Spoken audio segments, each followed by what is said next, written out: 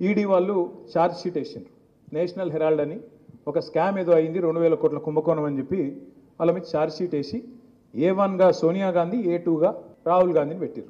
మొత్తం దేశమంతటినేమో కాంగ్రెస్ ఏడాడుందో అక్కడ లొల్లి చేసిండ్రు. బీజేపీని, మోడీని తిట్టుకుంటూ బయటకు వచ్చి నిరసనలు చెప్పారు. ఇక్కడ కూడా ఏదో చేసినట్టు మహేష్ కుమార్ గౌడ్ పాపం ఇంకా కొంతమంది పోయి లొల్లి పెట్టినట్టు చేసిర్రు. కానీ రేవంత్ రెడ్డి మాత్రం ఒక్క మాట మాట్లాడలేదు ఈరోజు వరకు.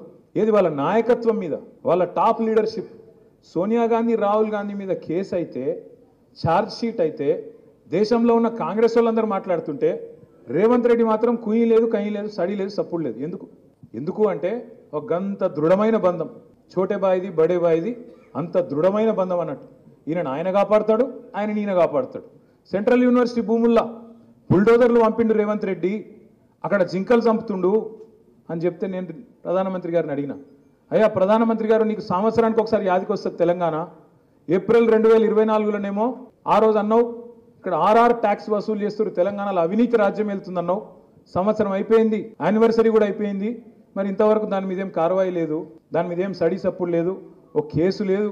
ఏమైంది ఆర్ఆర్ ట్యాక్స్ అని చెప్పి ఆరా తీసింది లేదు. మళ్ళీ ఇప్పుడు సంవత్సరానికి వచ్చి రేవంత్ రెడ్డి ప్రభుత్వం అరాచకం చేస్తున్నది, సెంట్రల్ యూనివర్సిటీలో బుల్డోజర్లు పంపుతుంది అంటున్నావు కదా. సెంట్రల్ ఎంపవర్డ్ కమిటీ రిపోర్ట్ ఇచ్చింది, స్పష్టంగా రిపోర్ట్ ఇచ్చింది. ఇందులో ఫైనాన్షియల్ ఫ్రాడ్ జరిగింది, తప్పకుండా ఇన్వెస్టిగేటివ్ ఏజెన్సీలు ఇలా రావాలి, ఎంక్వైరీ చేయాలని చెప్పి వాళ్ళు సుప్రీంకోర్టు అపాయింట్ చేసిన కమిటీ రిపోర్ట్ ఇచ్చింది. మరి రిపోర్ట్ నీ కాడు ఉంది కదా, వెంటనే ఇప్పుడే సిబిఐనో సివిసినో వెంటనే పంపి, నిజంగా నువ్వు రేవంత్ రెడ్డి ఒకటి కాకపోతే ఇన్వెస్టిగేషన్ చెయ్యని అడిగిన, సప్పుడు లేదు. అమృత్ స్కామ్ జరిగింది, రేవంత్ రెడ్డి బామ్మర్దికి 1137 కోట్ల కాంట్రాక్ట్ ఇచ్చిండు, ఆయన కంపెనీకి అర్హతనే లేదు అని చెప్పి ఢిల్లీ దాకా పోయి షికాయత్ చేసిన, సప్పుడు లేదు.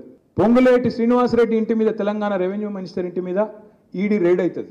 రైడ్ అయ్యి కూడా 200 రోజులు దాటిపోయింది. ఇప్పటి వరకు ఈడీ వాడు చెప్పాడు, శ్రీనివాసరెడ్డి చెప్పాడు ఏం దొరికిందిరా అయ్యా అంటే. టీవీలలో మాత్రం స్క్రోలింగ్లు వచ్చినాయి, కౌంటింగ్ మెషిన్లు పోతున్నాయి, బాగా పైసలు దొరికినాయని వచ్చినాయి. ఏం దొరికిందో పరమాత్మకే తెలియాలి. ఇదంతా ఎందుకు చెప్తున్నా అంటే, 2 పార్టీలు తెలంగాణలో మాత్రం దొందే, ఇద్దరు ఒకటే. ఇద్దరు తెలంగాణ ప్రజల ప్రయోజనాలు వాళ్ళకి పట్టాయి, తెలంగాణలో ప్రజా పోరాటాలు వాళ్ళకి ఇష్టం లేదు, తెలంగాణ బాగుండు అంతకంటే ఇష్టం లేదు.